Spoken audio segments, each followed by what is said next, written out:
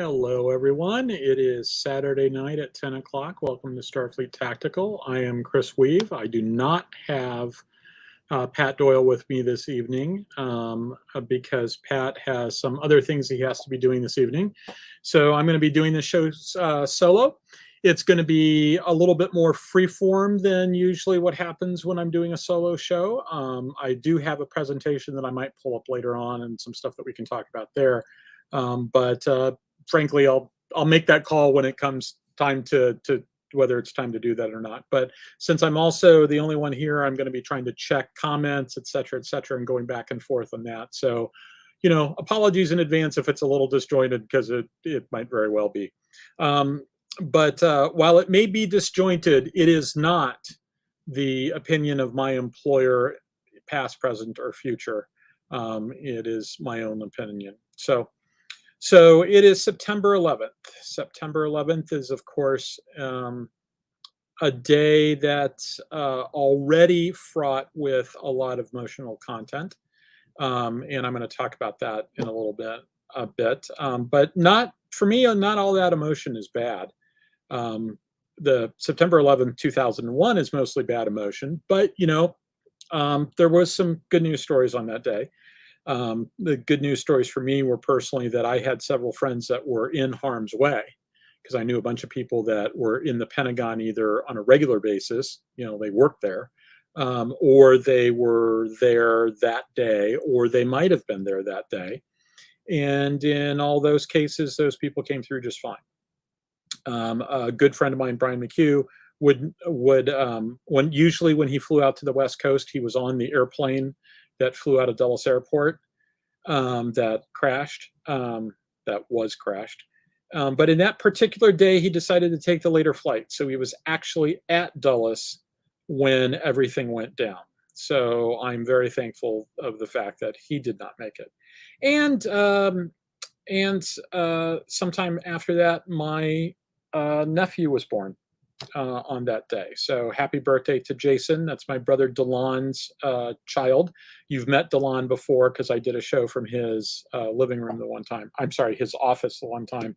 And so you've met Delon before. But his son, my nephew Jason, was born on 9/11, which means that I guess he's always got an essay topic that he can write on for that stuff. And he also just turned 18, just started college. And so, best wishes to Jason. So, like I said, 9/11 was a very interesting day. I'm going to talk a little bit about that, and then I'm going to talk about some other stuff going on. On 9/11, it was a Tuesday, I remember, because I was at the Center for Naval Analysis doing bagels. We did bagels on Tuesday morning, and one of my colleagues came in, and Jim East, if I remember. No, it wasn't Jim East, it was somebody else. In any event, one of my colleagues came into the room and said an airplane just crashed into the World Trade Center. So we turned on the TV that was in this conference room, and we were watching it when the second plane hit. And so, a lot of shock, as you might imagine. But we started doing what CNA does. It took a little bit, but, some of the people immediately started doing what CNA does. And what CNA does is when a real world event happens, we grab our notebooks and we go collect data. And so we started figuring out where, trying to figure out where the command post was going to be and stuff like that. Later on that day, that evening, I was scheduled to go do the 10 to 4 a.m. shift at the command post that was at the Citgo station across from the Pentagon. I got a call about 8:45 saying, stand down, that we were going to suspend that data collection effort because that effort wasn't really wasn't getting the type of data that we wanted, that we would use to do a reconstruction of it. But we were part and parcel of all the efforts that came afterwards. We surged 30 people out for OIF and OEF. Flew people out to aircraft carriers, all sorts of stuff in order to be part of that. So it was a very interesting time, as I'm sure you all remember. I can't really say I had a ringside seat. Wasn't front row. I was kind of up about 10 rows over to the right, but I got to see a bunch of it reasonably up close and personal and talk to a bunch of people that got to see it all. Including a friend of mine that normally would have been in that part of the Pentagon, but the meeting he went to was canceled that day, so he was in another part of the Pentagon, still nearby, but not directly in the path of the airplane. Another friend was in the Navy Command Center at a meeting. The meeting broke up because they were all watching the World Trade Center stuff. And she said, I'm not getting anything done here. I might as well go back to the office, and was on the shuttle bus when the Navy Command Center was destroyed. So that's the sort of stuff that happened that day.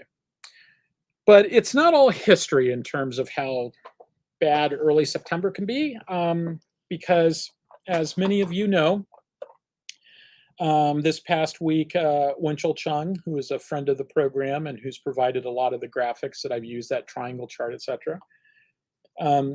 Winchell Chung let everybody know that he is gravely ill. He currently is in the hospital, last I heard. He has, and he's said all this in public, right? So it's all on his Twitter feed.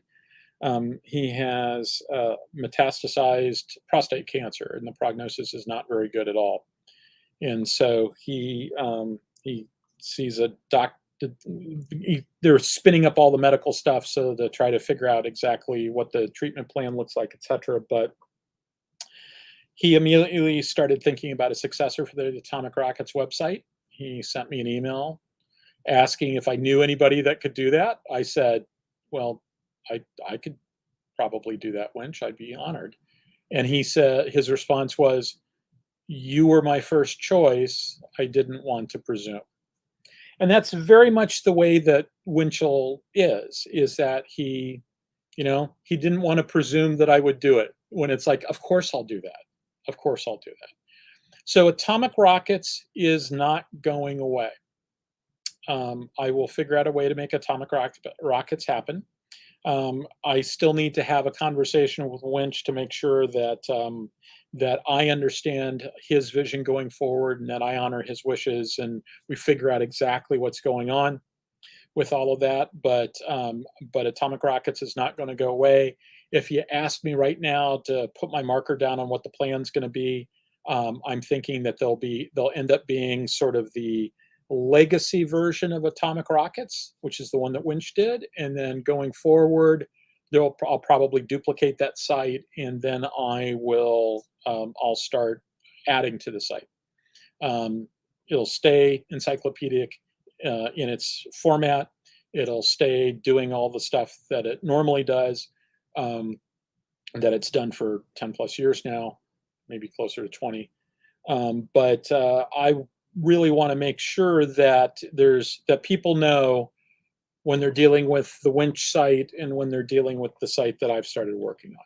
So I need to figure out exactly how to do that. And then that also dovetails with some of the ideas that I've had going forward. I've always wanted to start a blog that's sort of a companion to that. So I'm going to march forward with that. Pat and I have been talking about starting a companion channel to this.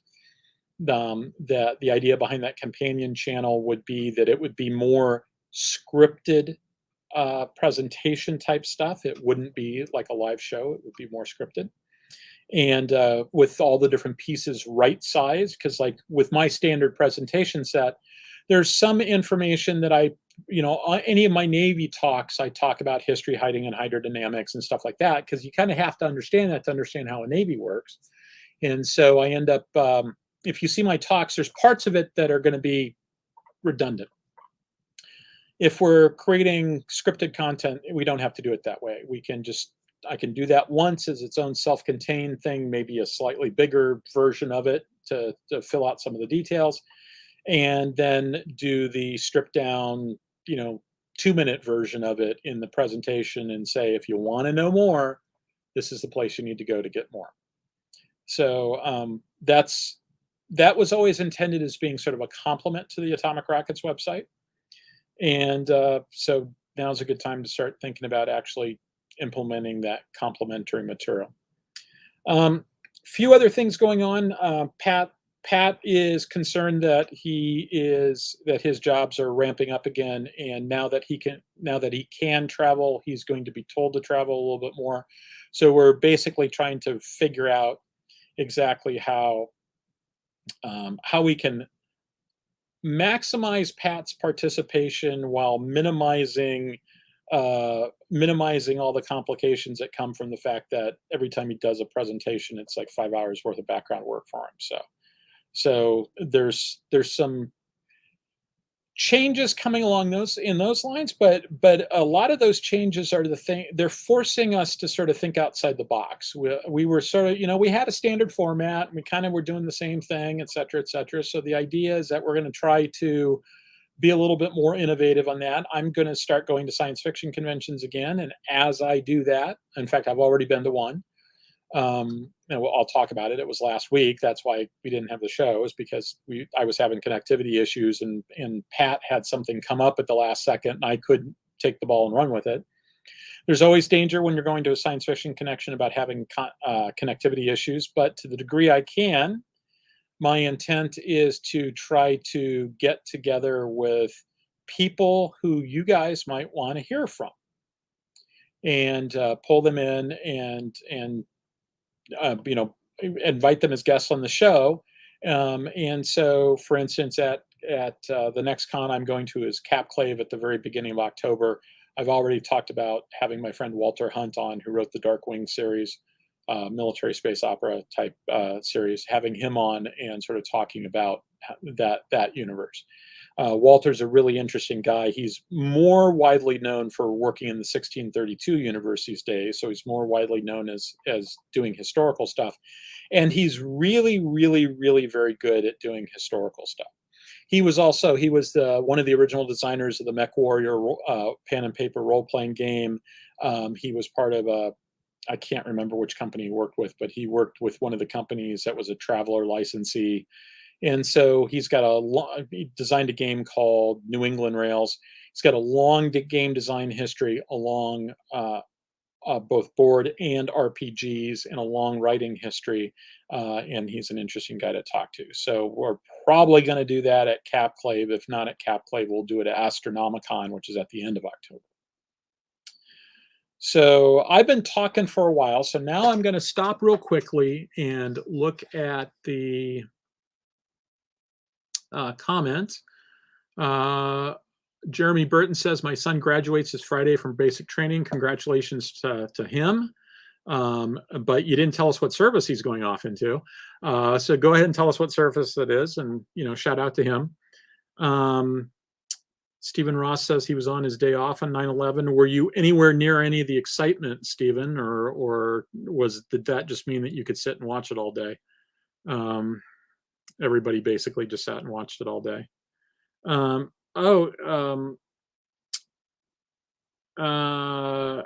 So Rob Davidoff asked a question, and I should say before I get to his question, USN, Jeremy Britton says USN. Okay, good. Glad to hear that. Rob said, that reminds me that I actually had dinner with Rob and TJ Zizaldo. I think I'm saying it right. My apologies, TJ, if I'm getting it wrong. Last week, TJ actually lives, I guess, globally speaking, close to me. He's about half hour, 45 minutes away, ish, I think. Rob was coming through on his way to Cincinnati, so we timed it so that we could have dinner together. Had a wonderful dinner. It was a really lot of fun. Spent a lot of time talking about rockets and additive manufacturing and a bunch of other things. That reminds me, there's a whole bunch of people I need to introduce you to, Rob, that are very, very interested in what you do. And so that's on my list of things to do. And the week before that, I got to have dinner again with Wright Sublette, who last time we had dinner, I went down to Florida. This time he came to Dayton. He was in town for this mobile car show thing he does, where they just have a route and they all drive their cars from location to location and show off their cars. He's got a very nice Mustang, but we saw like an old Caddy, if I remember correctly, and there's all sorts of interesting wheels out there. And basically, from what I can tell, the only requirement is it's not like you have to like sign up to be in the car show. You just sort of show up and you just sort of drive from place to place, and they've got sort of standard places to go to, etc. And it sounded like it was really, really kind of interesting. So but it was good getting to sit down with Wright and have a conversation with him, and to have a conversation with Rob and TJ also. So back to Rob's question on that vision discussion about atomic rockets. Is the intent for atomic rockets more of an archival mode than an accrual mode? So what I'm thinking is that there's going to be the archival portion, which is I'm sort of calling it the legacy site, which will be sort of as close to frozen in amber as I can get it, as winches work. And then there'll be an accrual site where I will expand it to the degree that I can. And it's not going to be just me. There's going to be other people involved, I'm sure. Haven't quite figured out how that's going to work out.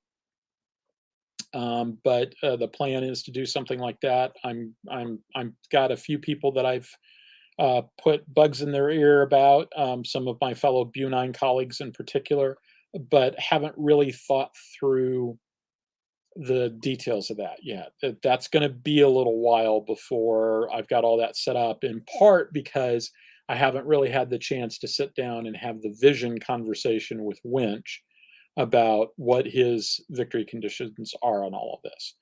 So I want to make sure that whatever I do fits in with his vision for the site.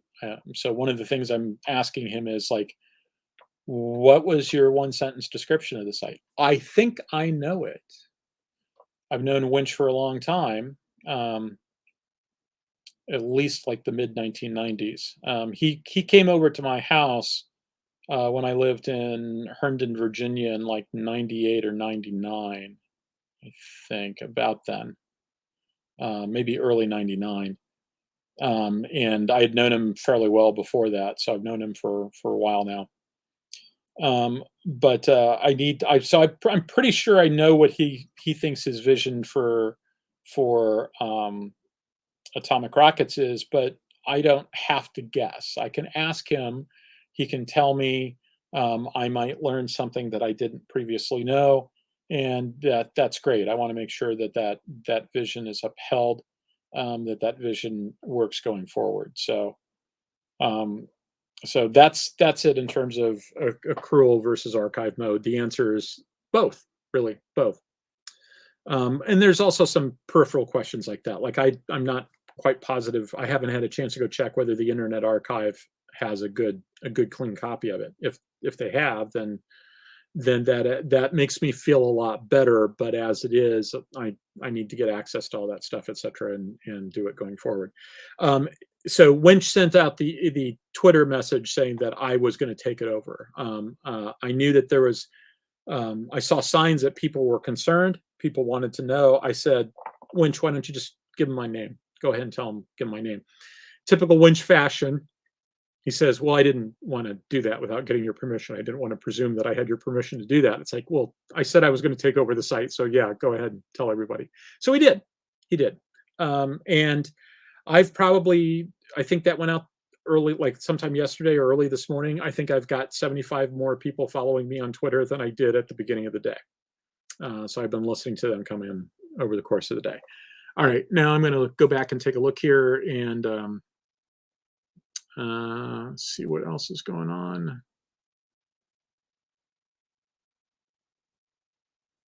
Okay, I'm going to be talking to people. TJ, I'll talk to you later at some point, actually.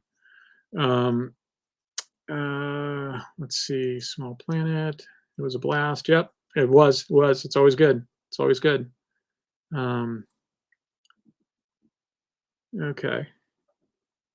Thank you, Mr. Voigt, for asking for people to smash the like button. That's always good. Okay. Yeah. All right. Okay.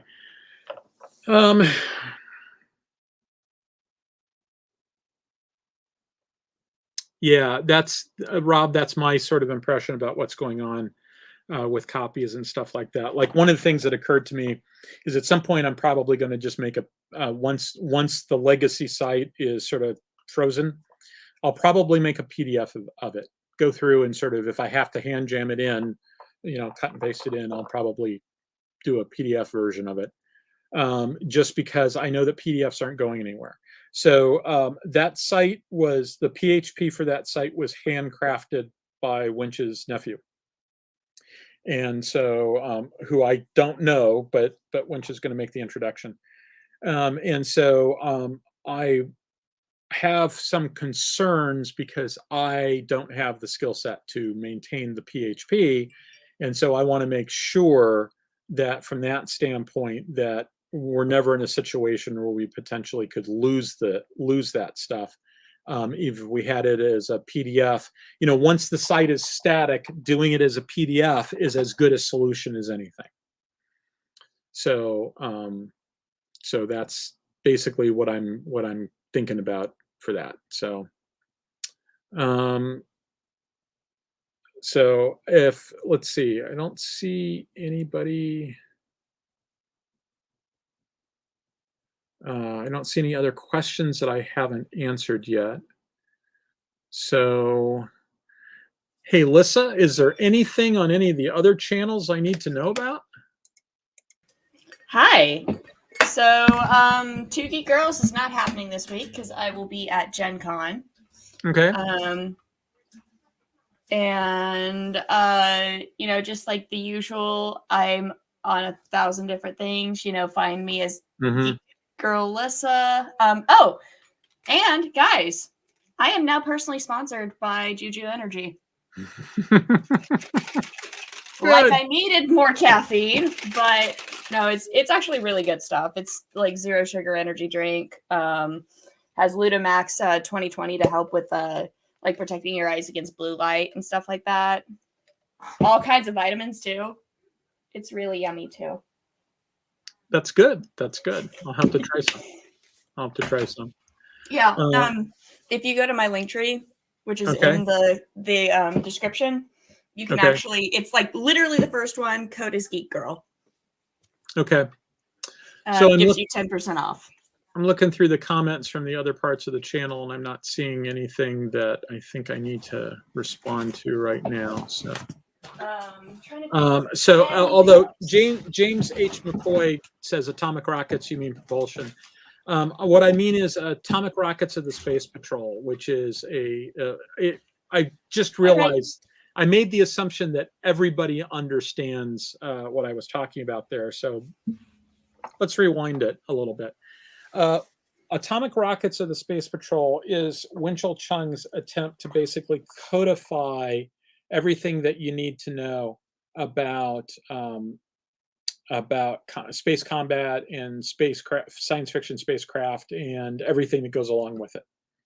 And so he's been working on this site for 10, 15, however many years, maybe more than that now.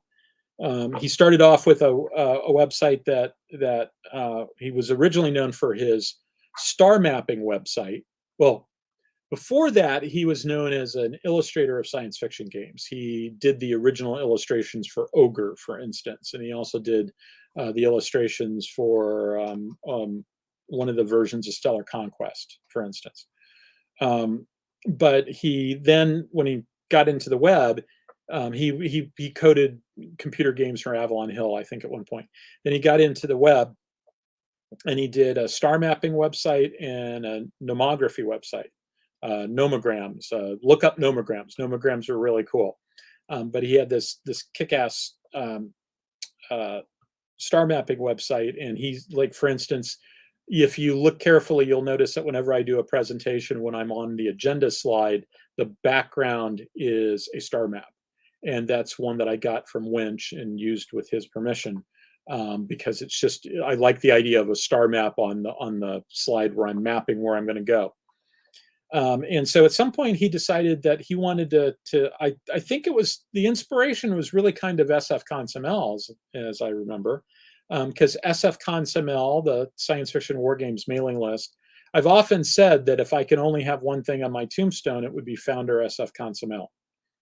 Because I think it's had some impact, if for no other reason than if you go through Atomic Rockets, a lot of the places where people like me and other people are quoted, those quotes were from email messages to the SF Consumel mailing list. So there was some long involved discussions about various assorted topics, etc. And Winch pulls that together, curates it, does research with other things. People send him stuff, etc., etc., and he puts it up on the Atomic Rockets website. And so it's basically this big encyclopedia of knowledge. And a lot of people have basically said that his goal was to do something that science fiction writers could use to get the science right. And James Corey of The Expanse basically said, yeah, we couldn't have written The Expanse without this website. I read today that the movie The Wandering Earth was heavily influenced by stuff they found on Winch's website. And so this website is a national treasure. And I'm going to do what I can to make sure that the original version is still around, so that it will always be available for people who want to do it, and B, that I continue to expand following the same philosophy that he did, and then hopefully also augment that with some stuff that's really clearly more written in terms of what my perspective is. He writes it from a very encyclopedic format.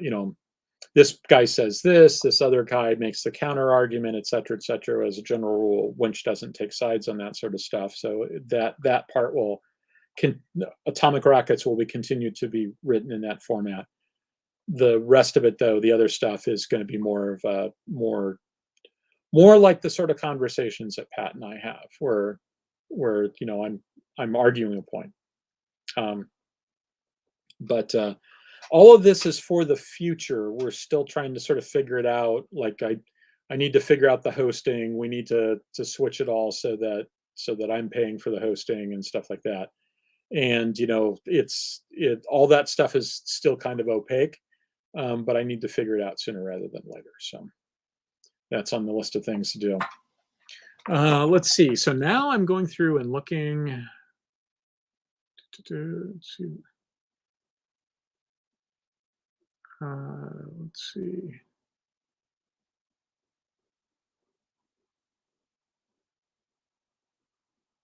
Yeah, and some guy named Ronald who maintains a Unix tool called Runk. Yeah.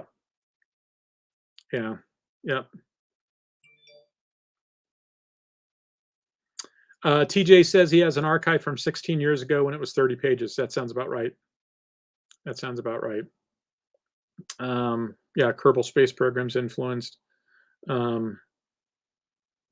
Yeah, that's a good way of phrasing it. Winch made the site so people could write the stuff he wanted to read. So, yeah, it's always interesting because when somebody would go to Winch and say, "Well, you're an expert in this. We'd like you to be on our TV show because you're an expert in this," he'd always say, "I'm not an expert in this. I just wrote a really good term paper." That's how he referred to it. So that's actually how I got mixed up with this alien invasion thing, and at some point I'll tell you guys the full story of the alien invasion show if I haven't already. I can't remember if I've told that story.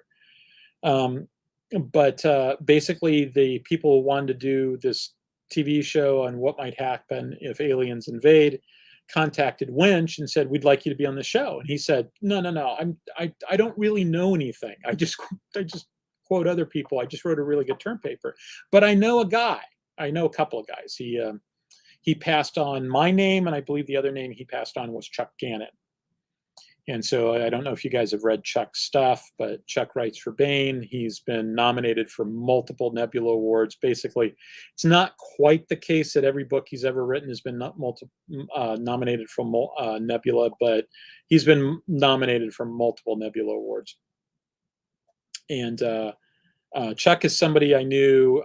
I was introduced to by Walter Hunt at the Aresia Science Fiction Convention back many moons ago. Before that, Chuck used to work on Traveler for GDW and Digest Group, and it happened that the day I met him, I happened to have one of his products like up in my hotel room. So I think I got that signed, if I remember correctly.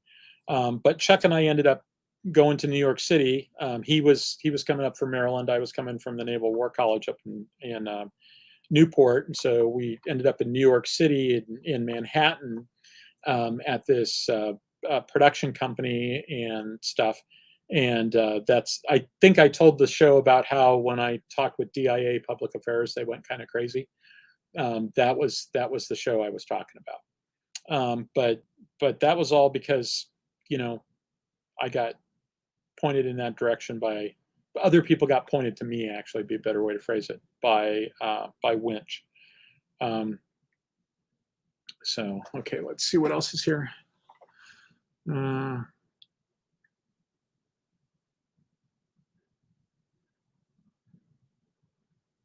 Oh wow, Rob is crediting Atomic Rockets for pushing him in the direction of his current career. That's great. Yeah, somebody asked if Arisia is still going on. Yeah, Arisia is still going on, and Boscone is still going on. In fact, they're both bigger. They're both consistently getting bigger. Arisia has gotten really, really big. I stopped going to Arisia because it's an insanely expensive con, and I can never get a room in the hotel.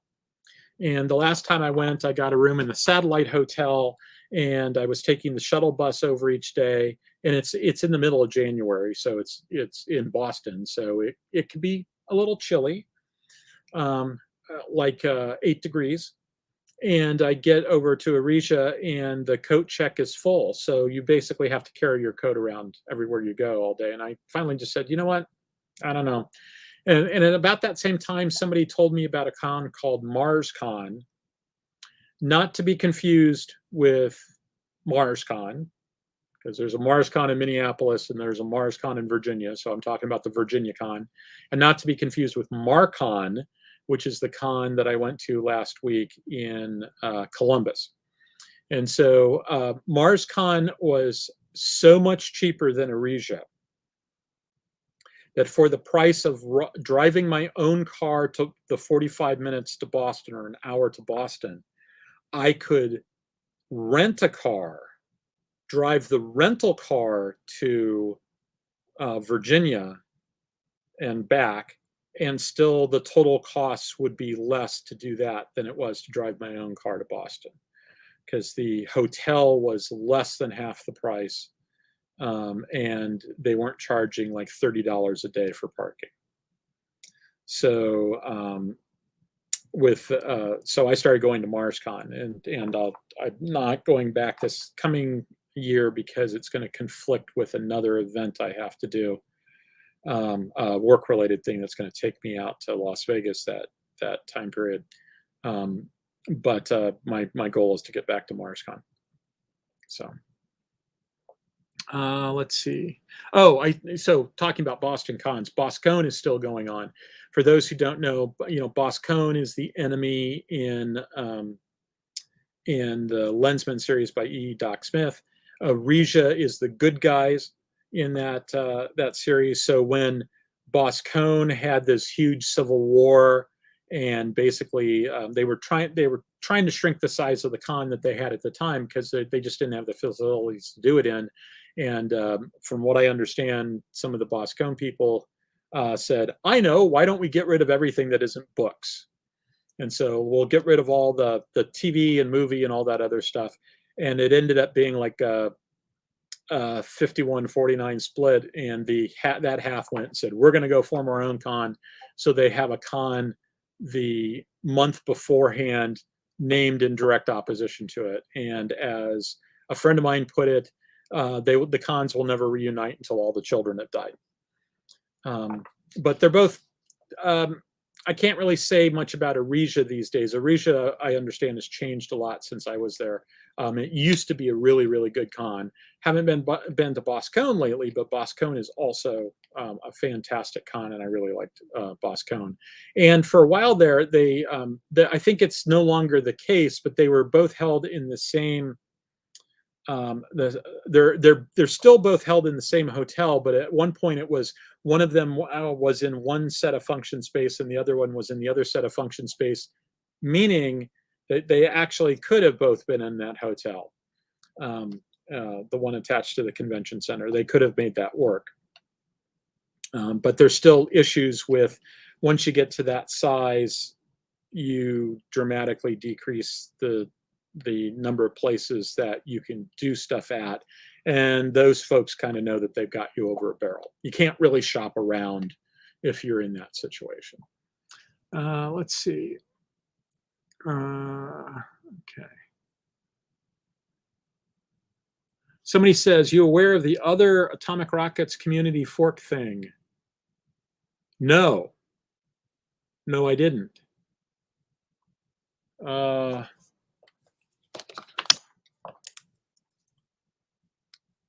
Thank you very much for telling me about that.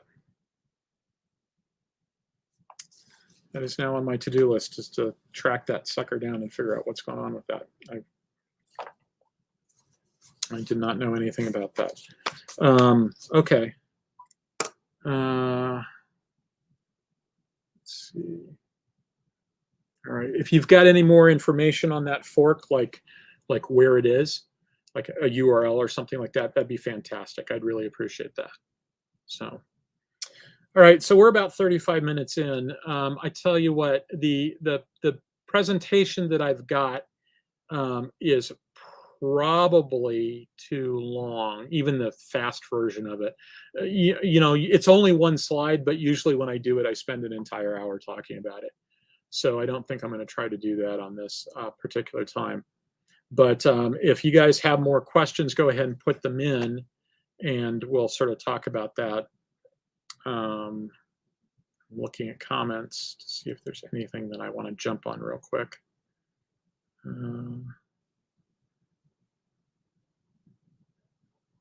Yeah, James McCoy points out about the 1979 book by John McVeigh. I need to go back and look at that again. It's been a long, I mean, I think the last time I looked at that was in the 90s. I'm not even sure that I have a copy of it. I need to go back and take a look at it because it looks like it might be interesting. Let's see. Yeah, the physics of Star Trek book. He also mentions the physics of Star Trek book. You know, so it's interesting how some of those things work. I've often thought that the physics of Star Trek was, and a lot of these books along those lines, I would argue that they're written backwards. If I were doing that, I would start with the real world physics, and then I would say, like, you know, you've got this, like teleportation would have problems with quantum states, etc. But you know, the way Star Trek solves it is it's got this thing called a Heisenberg compensator on the transporter that handles all that stuff, and then explain what that would mean. But the way they usually do those things is they sort of start with, oh, they've got this warp drive thing. Let's talk about what a real thing would look like. And it always ends up being not about the Star Trek side of things. And it always also ends up being, you can sort of see the part where the editor said, no, nobody really cares about the details of that Star Trek stuff. Take all those details out and just give them the, you know, stupid dumbed down version of it. As a Star Trek fan, you know, as a fan of most of those things, I always walk away from those books really, really disappointed in what I got, because I spend all my time going, well, that's wrong. That's just wrong. He just, you know, he's clearly never read the tech manual, right?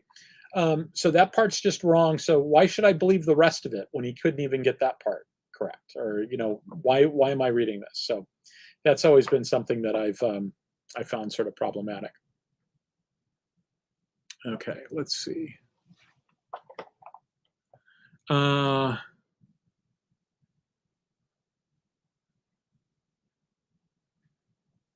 okay. So it looks like you're talking about the Tough SF blog. Okay. If that's what you're talking about, yeah, Winch knows all about that. I'm sure I think we've talked about that. it's I need to go back and do a little bit more reading, but that's really sort of an expansion thing. And I thought when I was been talking about ramping up my blog, I really thought about putting it in terms of there's the stuff that I would do basically commentary on some of the things that Winch had written, and the idea being that if he wanted to then grab stuff and stick it in there, he could go ahead and do it. So from that standpoint, I think that's basically what the Tough SF blog is doing also. And there's been some other things that have been good along those lines too. Rick Robertson did a blog that I don't think he's actually posted to it in about 5 years, but he did a blog that was basically trying to cover the background stuff, same sorts of issues like stealth in space and how this would work and how that would work. Frequently there's a few things that are associated with role-playing games where there's some books out there that try to cover all that stuff, and also including some of the politics stuff. Stephen Ross says, I seem to recall an Atomic Rockets RPG. Any connections? No, not that I know of. Maybe the name, but I mean, Winch purposely sort of picked an old-timey, pulp era kind of name for the blog site. Atomic Rockets of the Space Patrol, pretty much, yeah, that really sort of screams 1950s science fiction, or earlier. And so from that standpoint, I know that there's a couple of things that I've seen that have been very much retro sci-fi RPGs, and so I suspect it's just the same sort of thing along those lines.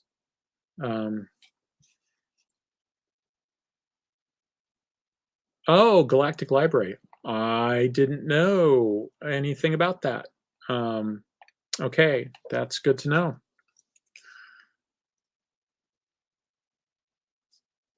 I should let Winch know about that and also talk to those guys. So from that standpoint, there's certainly a lot of stuff going on. There's a lot of, at this point, I don't even have a task list for this project.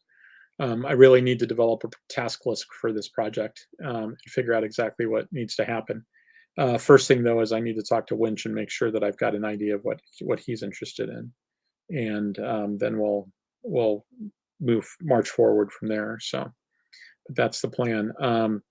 Also, the question is someone looking for a safe place to put some data, by the way. Unclear at this point. I need to talk with Winch about his provider.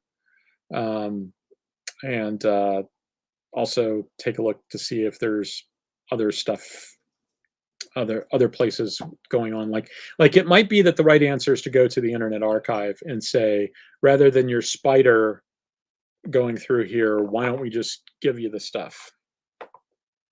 And since that particular site isn't going to be updated anymore, right? There's the legacy site won't be updated. If we just give it to them, then they can put it in a, load it up directly as opposed to jumping through hoops like that. So that's one of the things I need to get smart on, is how to do that. So, all right. Any further questions, comments, concerns, etc.? Because I think if not, I'm about at the point where I maybe don't have anything else to say. And so if that's the case, we'll actually finish about 15 minutes early. I'll give Lissa 15 minutes back so that she can go back to prepping for Gen Con next week.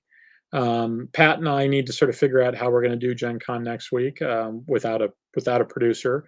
I can't remember if Pat's available next week or not, but if nothing else, I've got a lot of StreamYard experience, and if I could make it even more of a one-person show if I have to. But this is the sort of thing that we're going to have to work through more often, so we're very aware of that and trying to get ahead of that curve. Let's see. Okay. Okay.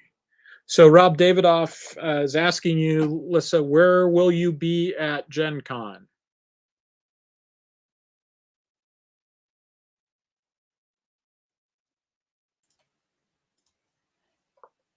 So I will be at,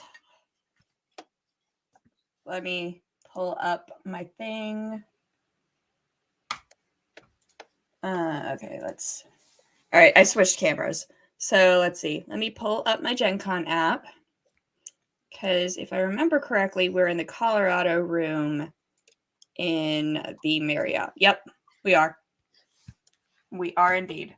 I literally only have one ticket left. So what I suggest is look at the other Rupture games. Let me pull up that link.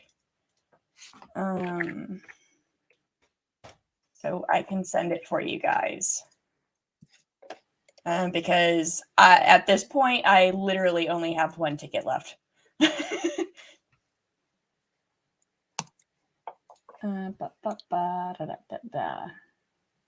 Where did that Discord go?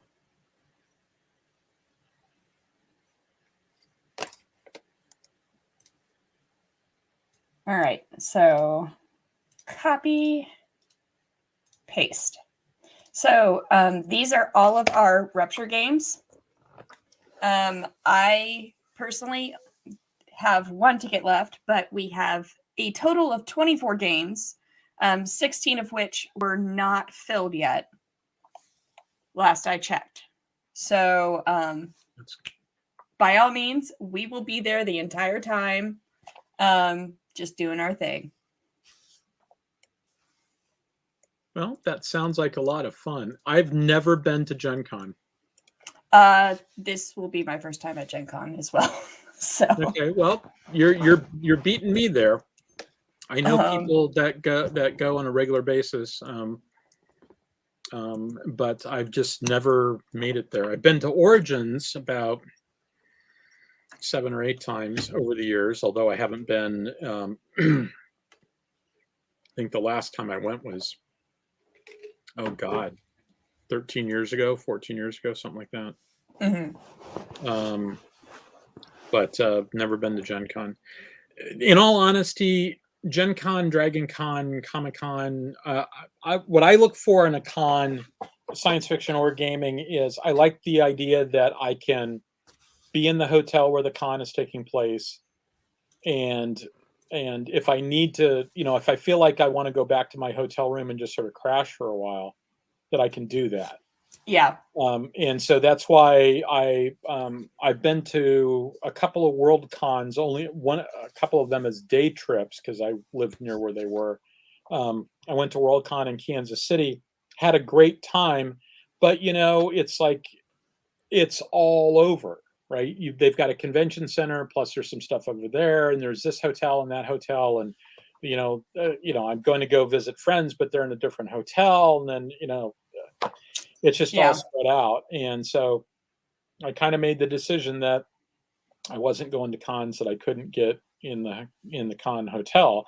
The one exception to that in my mind is the Origins, the convention center in Columbus is so big that you can actually do better if you're across the street than if you're in the hotel that's connected to the convention center.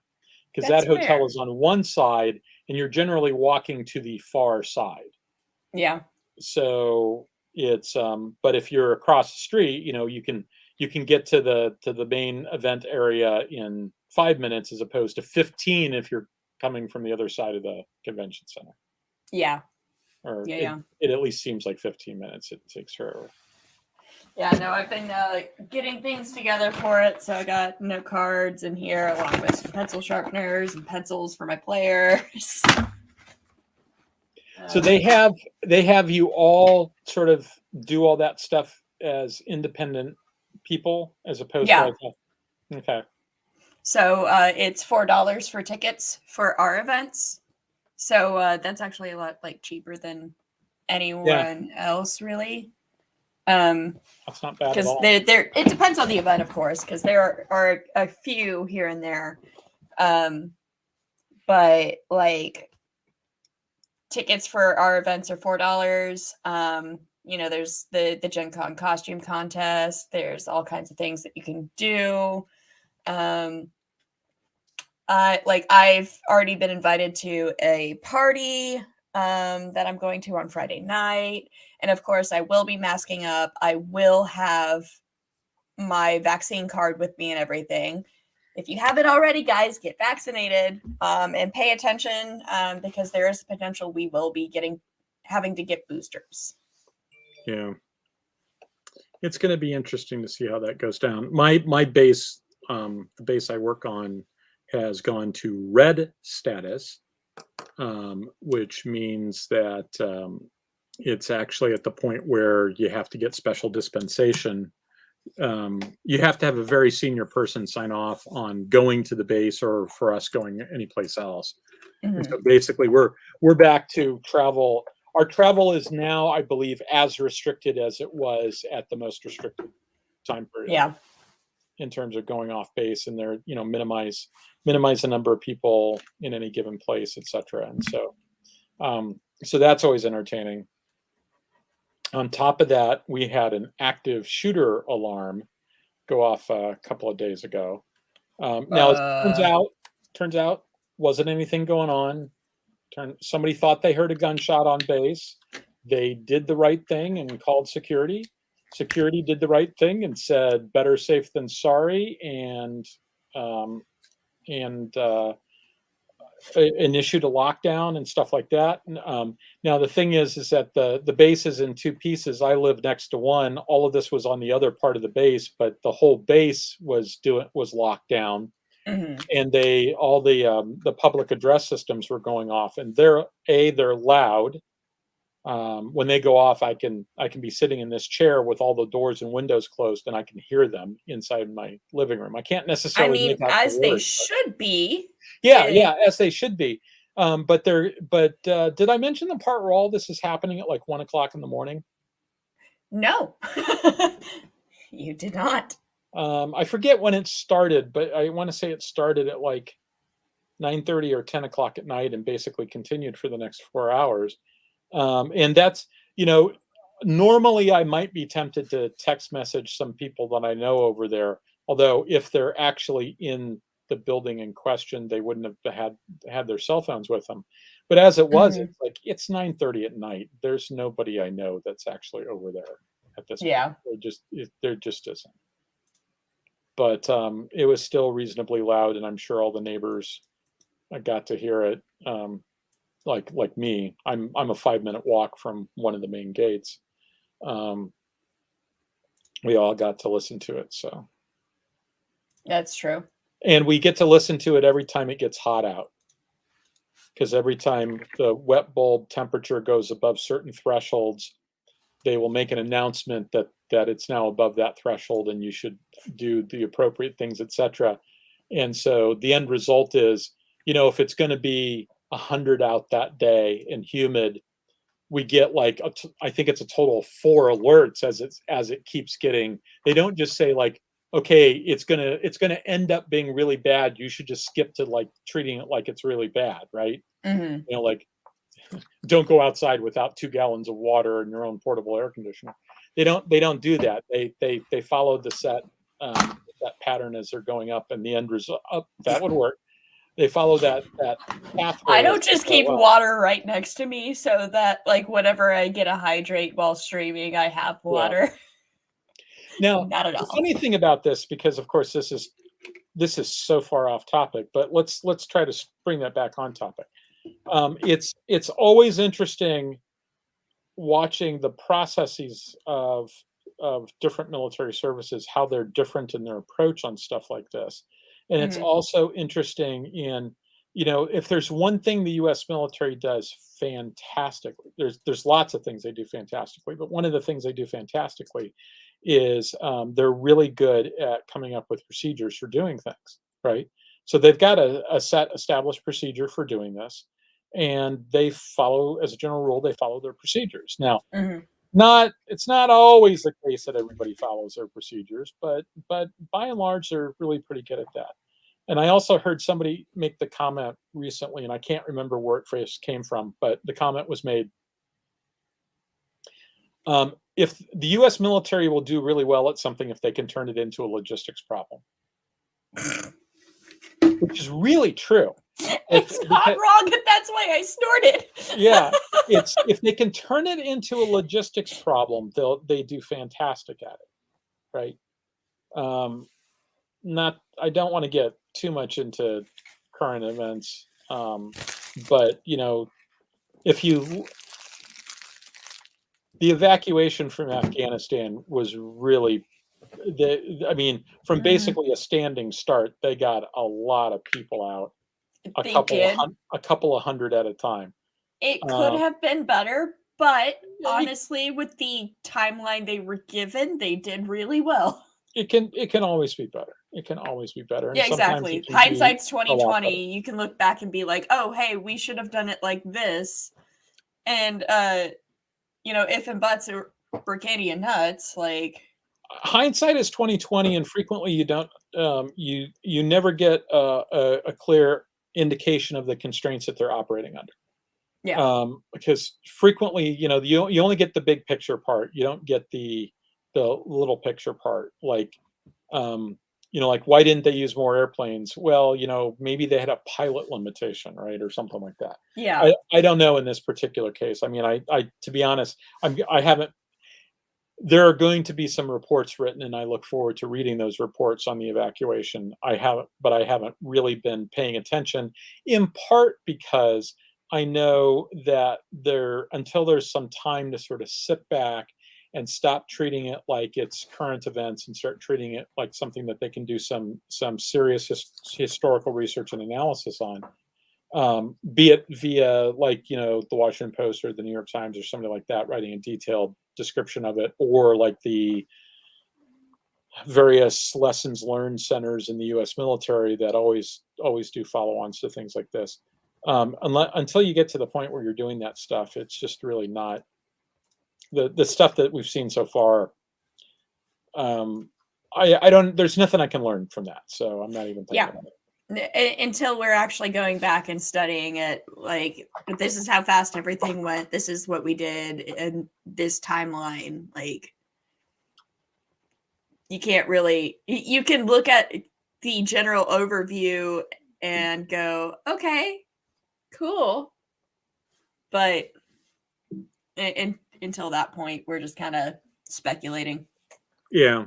And speculation only causes more harm than good in a situation like this. It can. Especially given, like what today is. Like there's a lot of things that could be said about how we could have done better. There's a lot of things that could be said about like nationalism versus patriotism and the radical racism that occurred because of that nationalism that arose.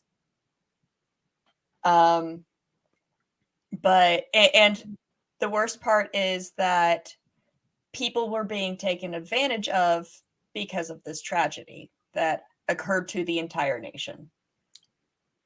Yeah. During that time period, I was getting together on Friday nights with my friends Sean Barnett and Arias Kaufman and Vic Kaufman, and we usually ended up at Outback in Vienna, Virginia.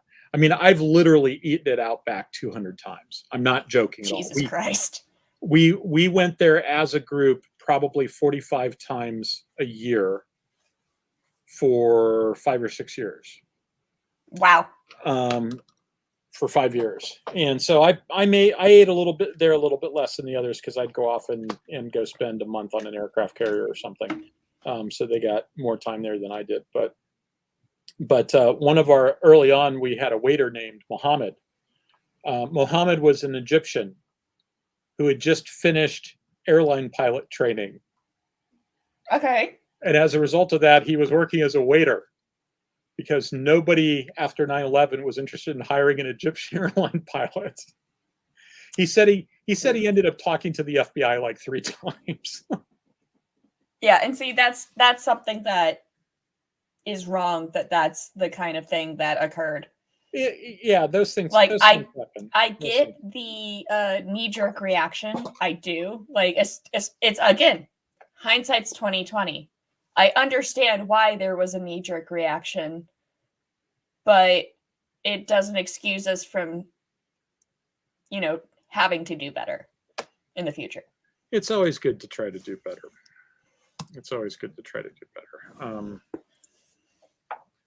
But it was an interesting time to be working in DC. Yeah, I would think so.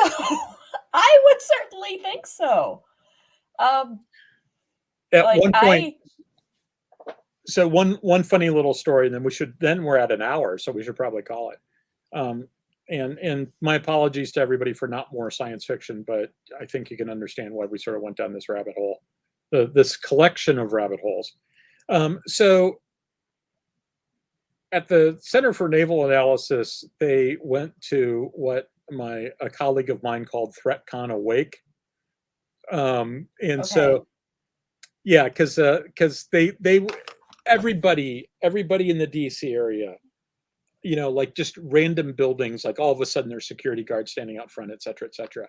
And there was this steadily increasing level of the guards being farther out, and like they go now they're in the lobby, and they're not armed, right? They're no weapons. Oh yeah, right? no. When I left, the only time a security guard is ever armed is if they're an off-duty cop.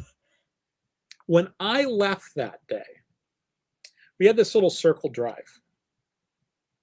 When I left that day, one of the guards was sitting in an office chair out in the middle of the roadway in this circle drive with a walkie-talkie. And so I come out of the main building, and I'm out into the lobby, out of our part of the building into the lobby. And I'm going to take the elevator down to the garage where my car is parked, and I see him out there. And I go, I got to go talk to Smitty. So I walk over to Smitty and I say, Smitty, what are you doing? Well, and he said, well, they said that we should come out here, post a guard. Said, what exactly were your mission orders, right? What are you trying to accomplish? And he said, I think if I see something, I'm supposed to talk on the radio. So, roger that. Have a good evening, Smitty. Talk to you later. I mean, fair. Still don't quite know what the thinking there was with that, but that was sort of common throughout all of DC at that point. Well, like, as someone who grew up in that environment, like it's been interesting to go back and like look through like political perspectives and everything. Because like I said, there was that wave of nationalism. It wasn't patriotism, it was nationalism. And there's a distinct difference there. And I was in my 4th grade English class. I was 10 years old. Or 9 years old, because I'm 29 right now. It wasn't quite 10. And one of the teachers came into the room and got my teacher, Miss Thornton. And she's like, you need to come into the teacher lounge right now. And like, we're all just like sitting there really confused. We're like, what's going on? And of course, by the end of the day, like a bunch of our classmates got taken out of school because, Fayette County, where I grew up, is where all the Delta pilots are. So a lot of my classmates either didn't know if their family member was safe or didn't know if their family members that worked in New York were safe. I actually had classmates who, like one of them, their aunt died in the attack because they were in the towers. One of my teachers, her husband, was supposed to be in the tower, one of the towers that day for a meeting, and the meeting got changed to a different location. Yeah, I had a couple of friends who used to work in the towers, and in one case, I had a friend who his building got squashed. He was in one of the other World Trade Center, the lower buildings, and it was the one that they ended up demolishing afterwards, Hmm. with all the following falling debris. But he had been on a phone call with India the night before, and so he was going in to work late and was getting dressed, watching TV when it all happened. And he said, "This would be an excellent time to test the continuity of operations plan. I'm going to the backup site in New Jersey." And so he was in New Jersey when the towers fell. Yeah. Um, So, well, but, and another, like the teacher that I said her husband was supposed to be in one of the buildings. mhm. Um, they had the television on, and one of her students that was in that class at that time, their father was supposed to be flying one of those planes, and they had switched flights with someone else. And so, like, when the plane hit and they said the flight number, the kid freaked and is like, "That's supposed to be my dad.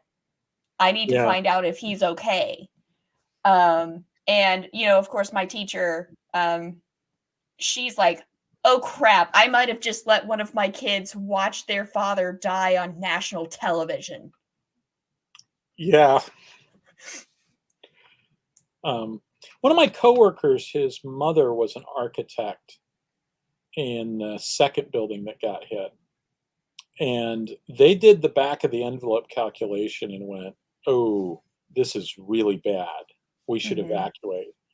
And so she actually got on the high speed elevator because the way that building was set up is that you basically there was the elevators did double duty. So you there was no top to bottom elevator. You had to go Hmm. to an interim lobby. And so she got on the high speed elevator and went down to the interim lobby. And then like the elevators weren't working. I think she was at that point. Yeah, she was in the elevator lobby when the second plane hit. And so below the level of her office, but she wasn't in her office, she was down at the interim elevator lobby. And I mean, this colleague of mine was older than me at the time. So Hmm. he's in his 40s and his mother's in her, I want to say his mother was like 70, and she just Hmm. really loved her job, so she was still working. And so she ended up getting carried down the stairs, and then they got away from the building and the building collapsed. She's fine, but there weren't any working phone systems. Yeah. No, like And I know even here, like if you were someone that had a cell phone, cell phones were basically down. yeah, so he went to bed that night thinking his mother had died. Yeah. Got a phone call at 1:30 in the morning, and usually when you get a phone call at 1:30 in the morning, it's not good news. Hmm.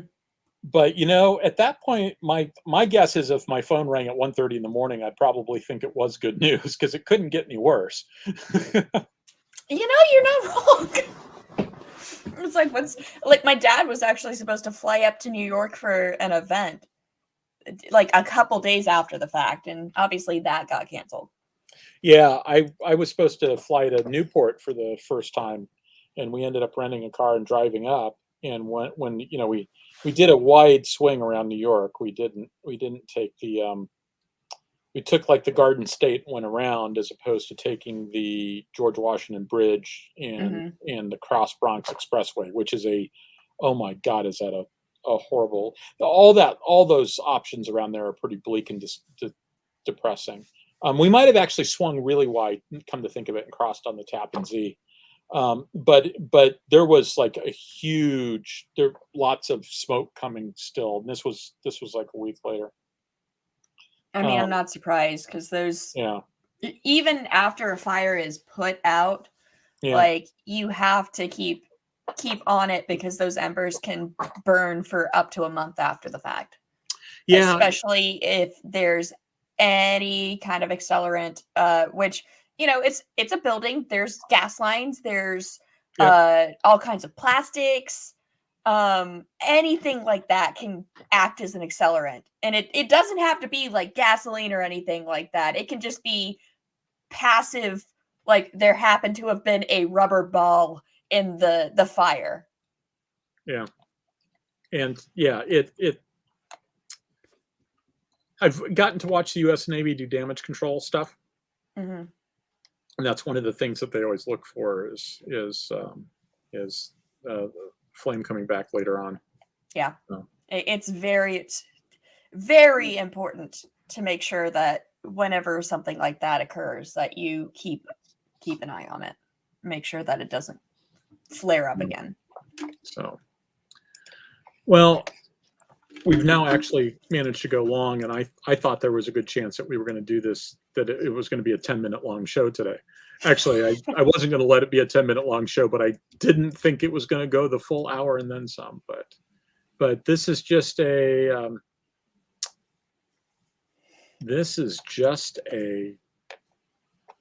we live in interesting times. Yep, it's definitely been. I'm been interesting. I'm really kind of done with 2021. Yeah. Really kind of done. Yeah. And I still have surgery scheduled for later this year. So. Do you have a date for that yet? November 3rd, which is a Wednesday. So hopefully I'll be able to sit by Saturday. I was a lot more confident when they were going to do it on Monday that by the time Saturday rolled around, I'd be able to sit in a chair again. So it's outpatient surgery. They're going in through my groin and sort of coming up like this, but the exact locations where they come in, I know from the last time I had this exact same procedure done. I know that it's excruciating to sit for 5 days or so. But is 2021 done with you? Yeah, that's really kind of. That is the question. Is it done with us? Because I'm pretty sure it's not. Like, that's really the question. Not sure it's done with Buddy either. Buddy is got some low potassium issues, and he's lost a little weight, and he doesn't have a whole lot of weight to give. So we're in the process of trying to fix that. So he's on potassium pills as of earlier today.